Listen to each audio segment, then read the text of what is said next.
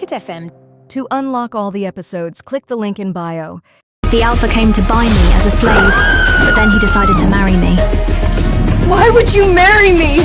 A lowly Omega slave! You really want to know? My stepfather was selling me off to the ruthless Alpha Damon.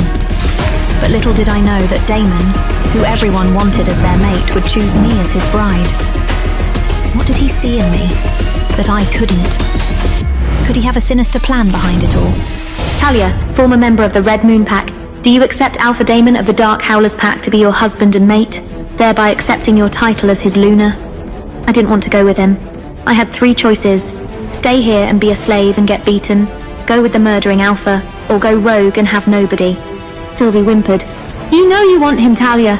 Our wolves must bond. I sneaked a peek at my mate. He's a giant, all muscle, with a hint of a tattoo peeking out from under his shirt collar on his neck. He's very good looking despite his ugly reputation. Full lips under a straight, long nose, and haunting blue eyes. Those eyes gazed into mine, and then my mate smirked at me. I was captivated. Talia? The elder stepped forward. Taking a deep breath, I looked away from Alpha Damon and down at my shoes. I do, I whispered. The mate bond intensified again with my words. I blinked away unshed tears as I sealed my fate. The elder stepped back, giving me a short look of something near to sympathy. It is my great joy to pronounce you man and wife. You may kiss. That won't be necessary. Alpha Damon cut across him. He turned to me. Come. Dragging my feet, I turned to follow my new husband. Alpha Damon strode down the platform, stopping briefly to shake my former Alpha's hand. They exchanged no words, but it felt disrespectful to me, like a good doing business with you vibe. I wondered for the first time how much he had offered for me. It couldn't have been very much, as I was nothing but a lowly slave for the pack. More than likely, they were probably just glad to be rid of me. Why did Alpha Damon agree to marry me? What's his motive? He hadn't even kissed me. How could he want me? And, what I feared most to ask, what exactly did he want me for? Keeping my eyes down and my feet shuffling forward, I felt bad for whoever they replaced me with in the future. A deep sigh interrupted my thoughts, and I glanced up to see my mate's annoyed face. Can you move any faster? I'd like to get home sometime today if that's okay with you. He snapped. Sorry, I mumbled. He rolled his eyes. Your things are packed and already loaded in the car. Let's go. He reached for my arm, and I instinctively flinched back. It wasn't entirely his fault. I'd been beaten since the age of 5. Fast movements tended to cause me to react like that. Whether he knew of how I was treated here or not, though, he stopped reaching for me and dropped his hand to his side. Should I change first? I asked him. Why?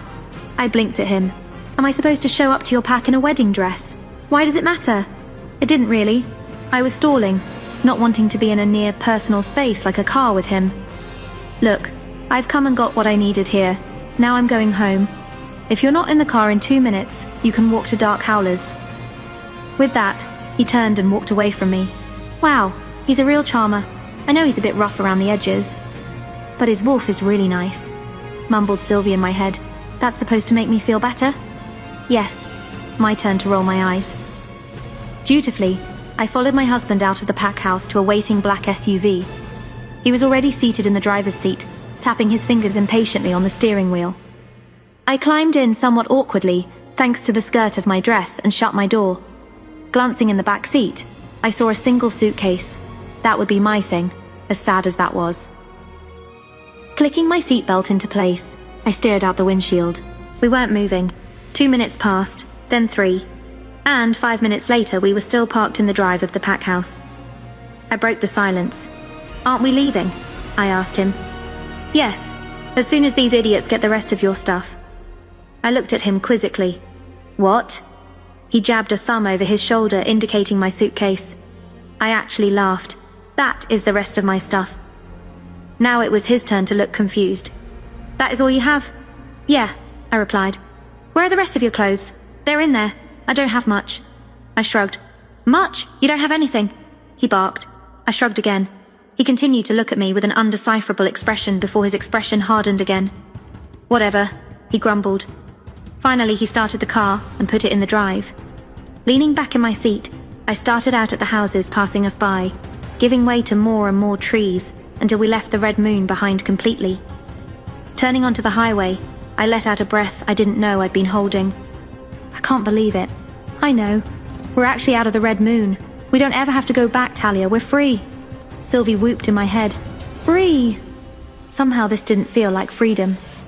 I'd gone from being a slave to a Luna in less than a day, to a man who might actually murder me, as he'd done so many others. Even as a slave, I'd heard all the stories of Alpha Daemon. He was feared near and far for his ability to murder. He'd wiped out entire packs. He had no mercy, no heart. He was actually known as the Heartless Alpha.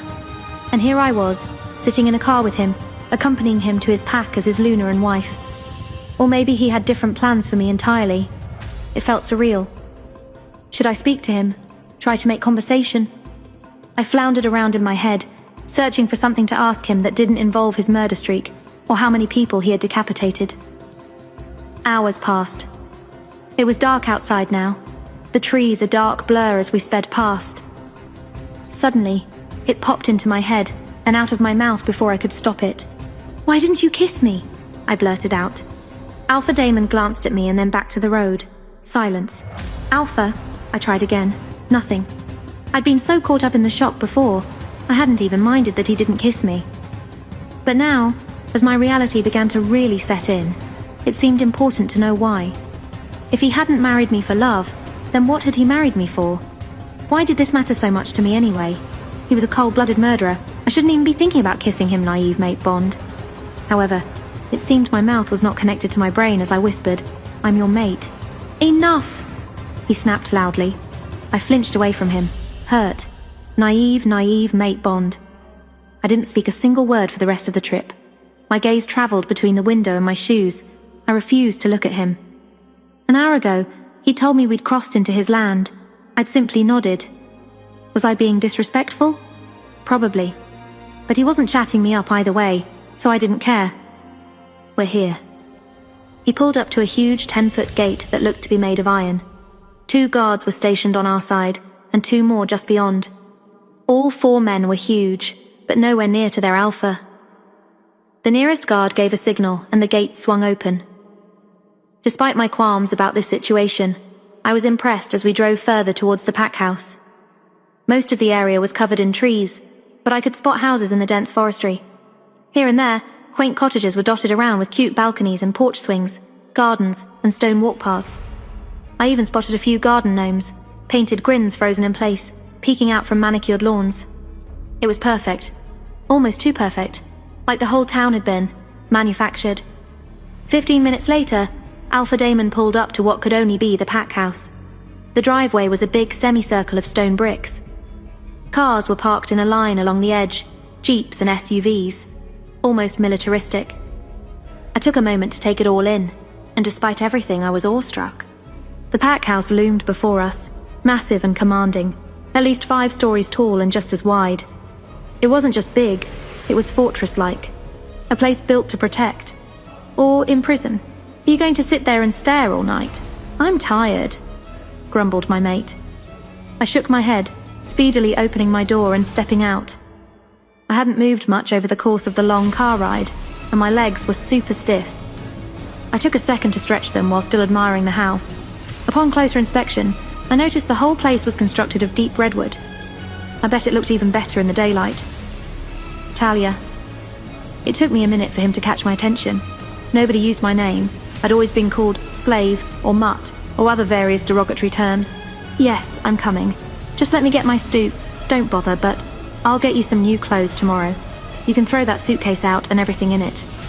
He began to walk to the house, but stopped when I opened the back door of the SUV. He sighed loudly, clearly irritated. Opening the suitcase, I dug through the clothes that had been packed. Really, they were just rags until I found my objective. Closing the door, I clutched my locket. I placed it around my neck and joined him. "What's that?" he asked. "It's a locket." He raised an eyebrow. Well, it's the only thing I have that's really mine. I don't remember who gave it to me, but I had it before I came to the Red Moon. So, I trailed off. No, I couldn't remember the face of the person who had gifted it to me, but sometimes I swore I could hear a voice. Soft, warm, distant. It echoed through my mind like a memory just out of reach. "This, my girl, is the key to your past." Damon feigned no interest. Okay. He turned on his heel and I followed him, mentally rolling my eyes. He really was bad. He didn't hold the door for me, which I expected. Glancing around as I followed him through the door, I was again awestruck by how big this place was. Paintings decorated the walls that I'd have to inspect nearer later. The floor was carpeted a deep purple, contrasting nicely with the wooden interior. Antique-looking furniture was placed vicariously along the walls. This way. This floor has the common room, the kitchen, game area, and a room we use for alpha meetings. It also has a dining room for meals. The second floor belongs to my Gamma and his family. The third floor is for my Beta and his family. The fourth floor is for us, and the fifth floor is the library.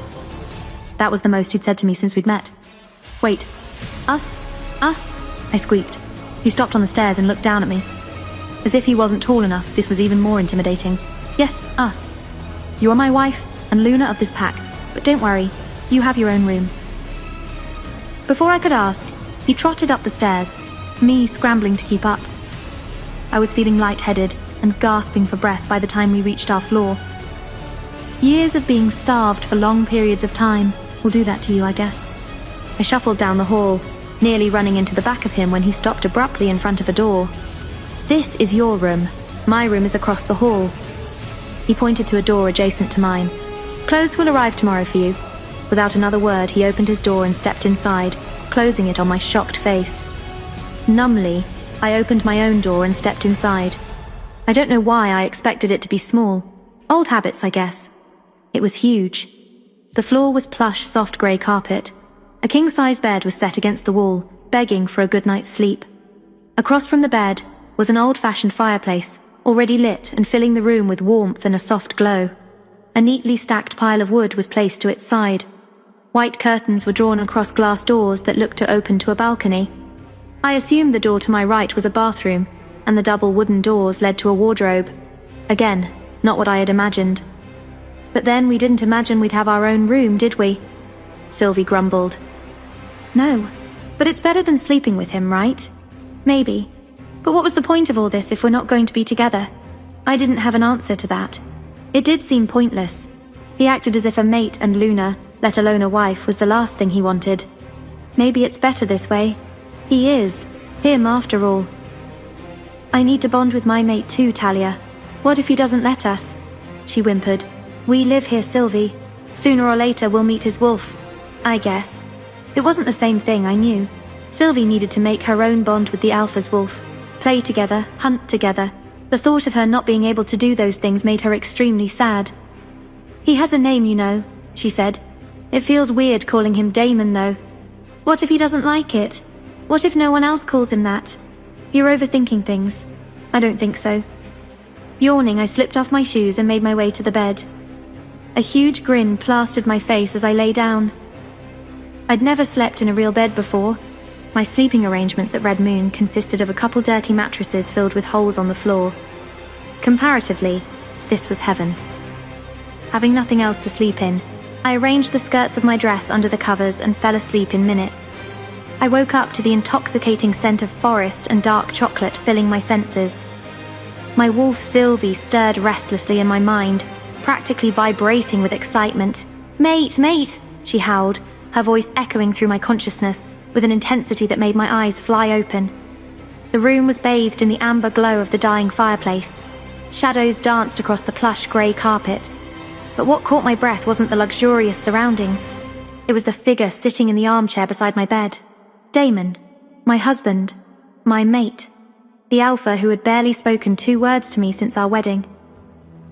He leaned forward, elbows resting on his knees, those haunting blue eyes fixated on mine. His dark hair was slightly disheveled, as if he'd been running his hands through it, and his white dress shirt was unbuttoned at the collar, revealing more of that tantalizing tattoo I'd glimpsed during our ceremony. You're awake, he said, his deep voice sending shivers down my spine. I sat up slowly, acutely aware that I was still wearing my wedding dress, now wrinkled and twisted around my legs. How long have you been sitting there? Long enough. His gaze traveled over me, and I felt heat bloom in my cheeks. I couldn't sleep. Your scent. He trailed off, jaw clenching as if he was fighting some internal battle. The air between us was thick with pheromones, making it hard to think clearly. Sylvie practically panted in my head, desperate to get closer to our mate. But something in Damon's expression held me back. Without warning, his hands moved to the neckline of my wedding dress. The sound of fabric tearing filled the room as he ripped the delicate material, exposing my bruised shoulders and collarbone. I gasped and scrambled backward, my heart hammering against my ribs. "What are you doing?" I cried, clutching the torn fabric to my chest. But his eyes weren't filled with lust or violence. His gaze traced the purple and black marks marring my pale skin. "I need to examine you," he said suddenly, his voice rough. My heart skipped a beat, heat pooling low in my stomach at his words. "Examine me?" He stood abruptly, towering over me even more than usual. "Not what you're thinking," he said, though his eyes darkened as they met mine. "I need to see what they did to you." The romantic haze cleared instantly. "What?" "I can smell it on you. The pain." His hands clenched into fists at his sides. "I need to see how badly they hurt you." Fear crept up my spine, not of him, but of what he might discover. "Damon, I don't think—" "It's not a request, Talia." His alpha voice came through, commanding and absolute, but there was something else beneath it, something that sounded almost protective. My wolf whimpered, torn between submission to our alpha and the shame of revealing our scars. I nodded slowly, not trusting my voice. "Are you thinking what I'm thinking?" barked Sylvie. "Shut up," I shouted in my mind. "Come here," Damon commanded. I approached slowly, bare feet silent on the carpet. When I was close enough to feel the heat radiating from his body, he finally looked at me. "Turn around." I obeyed, my hands trembling as I faced away from him. I felt him move closer, his body heat radiating onto my back. For a long moment, there was only silence. Then I felt the softest touch against my shoulder blade. His fingertips touched one of the scars on my back. "Who did this to you?" His voice was deadly quiet. "It doesn't matter now," I whispered. "It matters to me." His touch moved to another scar, this one deeper, more jagged. "Tell me their name." I shivered, not from cold, but from the raw possessiveness in his voice. "Alpha Edward." "But Damon, please don't." "He tortured you." It wasn't a question. His fingers continued their exploration, mapping the damage done to my body with a gentleness that brought tears to my eyes. "I survived," I said simply. He was quiet for so long I thought he wouldn't respond. Then slowly he led me to the bed. "Lie down," he said, "on your stomach." I obeyed, my pulse racing as I settled onto the bed. I felt him sit beside me, the mattress dipping under his weight. "I'm going to remove this," he said, his hands at the tie of my robe. "I need to see your back fully." The silk slipped away, leaving me exposed beneath his gaze. I buried my face in the pillow, shame burning through me. "Good goddess," he said under his breath. I thought he was revolted by the scars, but he was intrigued. "How did you get these?" He ran his finger over a particularly deep scar. "Silver," I mumbled. "Silver what? A blade?" he asked. I nodded mutely. He traced the silver scars, whispering, "That's why they did this to you. They knew exactly what you are. What do you mean?" "What am I?" I gasped, my voice breaking. His blue eyes met mine, filled with a mixture of anger and something that looked almost like pity. "Tell me what they did to you," he said intensely. "I can't," I murmured back to him, fearing retribution if I acknowledged my abuse. "Tell me," he insisted. "I must know every detail." I froze, wondering if I could trust this alpha with my story. Although, what did I have to lose by being honest about my dark past? I couldn't make up my mind. Talia, tell me. "It doesn't matter," I shouted. "This is just what happens to the lowest Omega." He grabbed me by the shoulders, peering into my eye, and asked, Who did this to you? Tears welled up in my eyes as I started to tell him where it all began. It doesn't take much. Alpha Edward is an alcoholic. It's really difficult for werewolves to get drunk, which means you have to drink heavily to feel the effects. This means he probably had a fight with Luna Layla about his drinking, which means she locked him out of their room, which means he has come down to take out his anger on me. Just an average Tuesday in the pack house. I know the drill. I'm already on my feet waiting for him. "Alpha Edward, what can I do for you?" I ask with my eyes looking at the floor. I keep my hands clasped in front of me, trying to look as small as possible. Without a word, A whiskey bottle whizzes past my ear and smashes against the wall above my cot. I flinch and can't help but start to tremble and hug myself. Whatever is about to happen, it's going to be worse than usual. He lunges forward and grabs me by the throat with both hands. I feel tears coming to my eyes as the lack of oxygen turns the edges of my vision dark. I desperately claw at his hands, trying to escape his grip, but it's no use. He picks me up by the neck, so I'm at face level with him. His eyes are pitch, indicating his wolf ruckus is at the surface. His breath stinks because of alcohol. I start gagging and choking from the lack of oxygen. Without warning, he throws me across the room as if I weigh nothing. My back slams against the wall, and I land on my back on the cot. The shards of the broken bottle pierce the skin on my back through my thin t-shirt. The whiskey makes the cuts burn. I try to muffle a scream as the pain sears through me. He comes across the room and picks me up roughly by the hair. I feel the shards of glass cutting deeper as he pulls me up. He throws me to the ground. The glass bits are grinding deeper into my back. I can feel something wet soaking through my shredded shirt. I don't dare move and make him even madder. I feel my ribs snap when his foot makes contact. One of his feet lands on my jaw.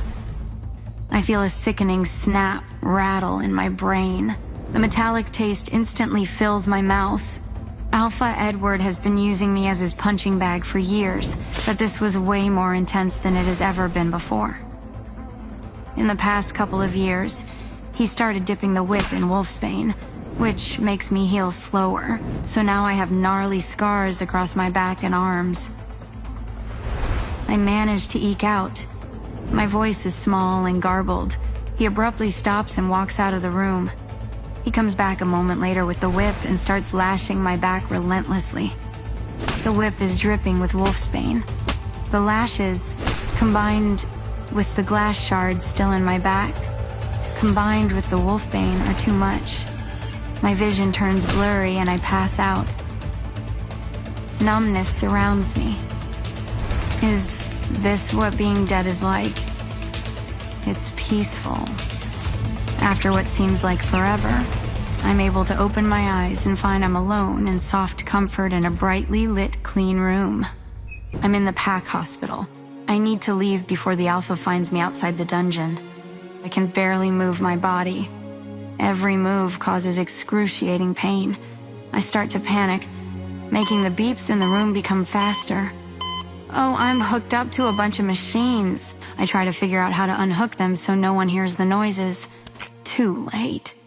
I hear people in the hallway getting closer. I try to sit up. I need to ignore the pain. I have to escape. I slowly slide off the side of the bed. My legs were wobbly. The tubes and wires sticking out of me prevent me from getting too far. The door opens, and the Pack doctor comes in with the nurse. The doctor is an older person. Talia, you're awake. Let's get you back on the mat, shall we? The doctor says gently. He and the nurse come to either side of me and reach out to hold my arms. A deep growl escapes my chest. Don't touch me, I snap, shaking them off. My voice is scratchy and raw, and my mouth feels like 1,000 needles are poking into it. It's all right, Talia. No one is going to hurt you here. We're trying to help you heal. Let's get you back to it, and I'll get you a drink of water. The doctor raises his hands in surrender. I look at him hesitantly before the nurse hands me a cup of water with a straw. The water feels good on my throat. The doctor sits in the chair beside the bed as the nurse checks my vitals and starts messing with the tubes and wires attached to me. Talia, you had surgery to remove hundreds of shards of glass from your back. We also had to reset some ribs, your jaw, and you had a lot of wolfsbane in your blood. We gave you a transfusion to clear it from your system so you could heal. You're lucky your wound isn't so serious. Sure about that last part, doctor? I think to myself. When the Pack realized breakfast had not been prepared, Tony went to get you and then found you on the ground in your, room. I don't remember ever being treated by a doctor before. He closes the folder and tucks his pen into his shirt pocket. Well, I know you haven't had a chance to look in the mirror yet, but when you do, you may find you look a little different. Don't be alarmed. I've done as many tests as I could think of, and it is not medically related. Yes, sir? I assume he means I'm healing faster, but why did he need me to look in the mirror? Why not just tell me? I look at the nurse who is staring at me. When she realizes I caught her, her eyes dart away. What's that about? Okay, lady. Rude? I'll leave you now. You can go in the bathroom and wash up. Just take that bowl with the IV solution with you. There are lounge shorts and fresh underwear in the bag. You need to leave the hospital gown on until your back heals. All right? Yes, ma'am. Thank you, Diane. She nods and leaves the room.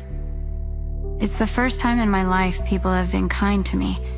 I mean, I think it's part of their job, but still. All I have known so far were insults, physical misery, and hard work. Never any kindness.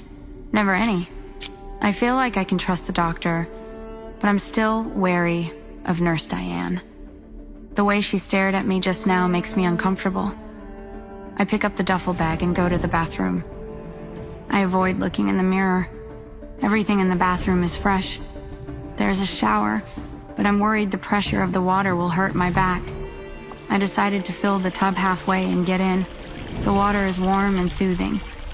There's a washcloth and a fresh bar of soap. I clean myself until the water is gross. I drain the tub, wipe out the ring of dirt around the edge, and fill it again. The water is not nearly as dirty as this time when I finish washing. I find it hard to raise my hands, but I don't want to call the nurse to help me. I gently wash my hair, dry off, and wrap the soft towel around my head. There's a toothbrush and a small tube of paste on the shelf by the sink. I'm living in the lap of luxury in the Pack Hospital. I pick them up and start brushing my teeth. I can't avoid it anymore. I need to look in the mirror. I finally worked up the courage to take a peek. What I see makes me drop the toothbrush. My face is still covered in bruises, but that's not what made me drop the toothbrush. The iris of my left eye is violet, not like a shade of blue that could be a little purple in the right light. No, my right pupil is still the drab gray I'm used to, but my left pupil looks crazy. I blink my eyes hard a few times. Still the same. I tried rubbing my eye, but it doesn't make a difference. There's no mistaking it. My eye is bright, practically glowing. Violet. The 2 days seem to last forever. I'm not complaining, though. I've never gotten so much in my life, and as a bonus, I get 3 meals a day. 3. I keep looking in the mirror. I can't get over how weird my purple eye looks. I wake up on the 2nd day and go to the bathroom to freshen up. I stare at myself in the mirror for the millionth time. My left eye is still violet. Now my right eye seems like it's starting to turn violet as well. There was nothing I could do about it, so I decided to try not to worry. Since Red Moon is a pretty big pack, we have a high school on pack territory. The library has a really big werewolf lore research section. I will do some research during lunch. As I tilt my head to the side to brush my hair, I notice a chunk of my hair has changed color. Instead of my normal mousy brown, it is silvery gray. Okay, seriously now, and what is going on? What is happening to me? Is this a trick? Is there bleach in the shampoo or something? If it is a trick, it isn't funny. I pick up the bottle and smell it. It smells like strawberries, not bleach. Weird.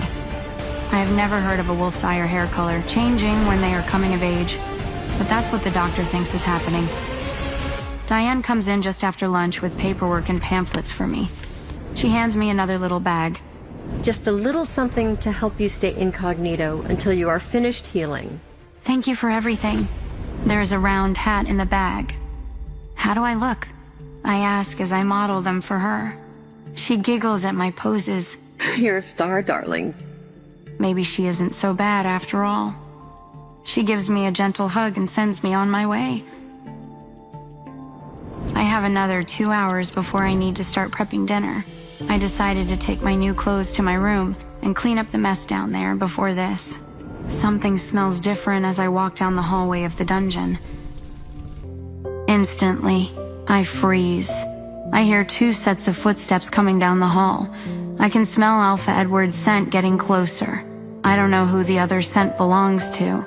Instinctively, I scramble and stand in the middle of the room just as they get to the doorway. He leans against the frame and crosses his arms. I can feel my whole body tremble as he stares. My eyes are glued to the ground. I do not want him to see my new eye color shining through. Can I help you, Alpha Edward? That little stunt you pulled cost me a lot of money. And when you cost me money, you cost my whole family money. I am sorry, sir. I apologize. Although I have no idea what stunt he is talking about. I look up just enough to see Marcy, the Alpha's daughter, is also standing in the doorway. Marcy takes a step closer, and I can feel tears starting to sting the corners of my eyes as my arms shake uncontrollably. How am I gonna face her at school? I haven't had a conversation with her since her mom made me live in the dungeon anyway. But as far as I know, she had no idea I live down here now. She is going to tell everyone for sure. And do you know how disgusting the food has been for the past 2.5 days? I just nod, still looking at the ground. I'm not trying to argue with a lunatic. It isn't my fault I had to have surgery. He's the one who broke a bottle and threw me into the broken pieces. If he hadn't, I would have been just fine. I would have been able to bounce back the next day and make breakfast like I was supposed to, even if I was banged up. There is a pause and he finally growls, Where did all this furniture come from? Did you steal it? No, sir.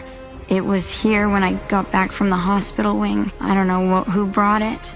You owe me, Talia. You also owe whoever turned your room into this comfortable space.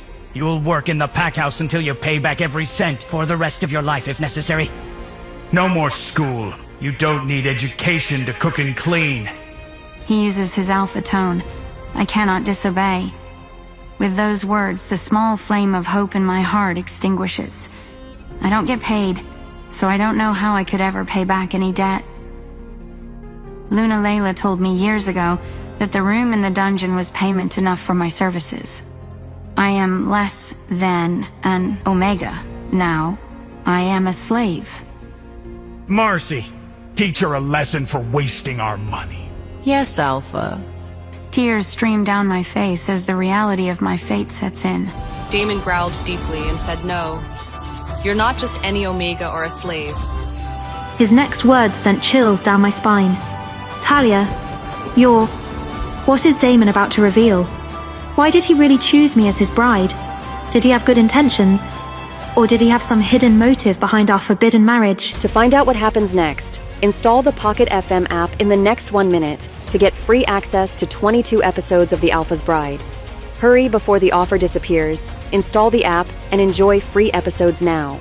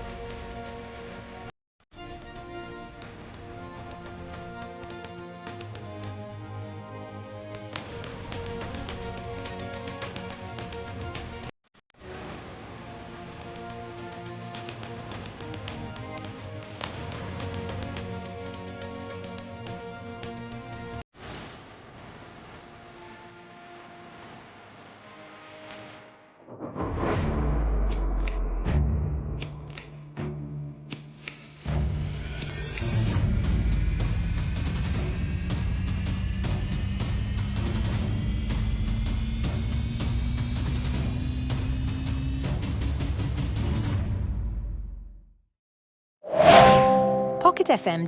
To unlock all the episodes, click the link in bio.